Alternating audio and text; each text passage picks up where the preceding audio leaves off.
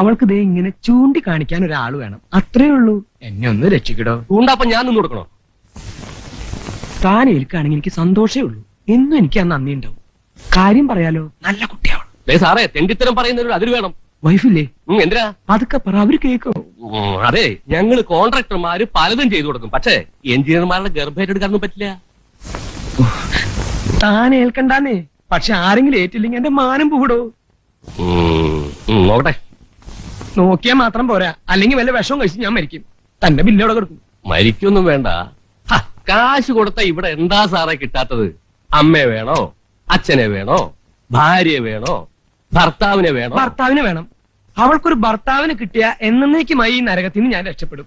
ജീവിതകാലം മുഴുവൻ ഞാൻ തന്നോട് കടപ്പെട്ടി. എന്റെ ബില്ല് അത് ബെന്നിയോട് സംസാരിക്കാം. എന്നാ കാശും കാര്യങ്ങളൊക്കെ ഉണ്ടാക്കിക്കോ. ഒരാഴ്ചക്കുള്ളിൽ അവൾക്ക് ചൂണ്ടിക്കാണിക്കാൻ ഒരാളെ ഞാൻ ഉണ്ടാക്കി തരാം. എന്താ പോരെ? മതി മതിന്ന്.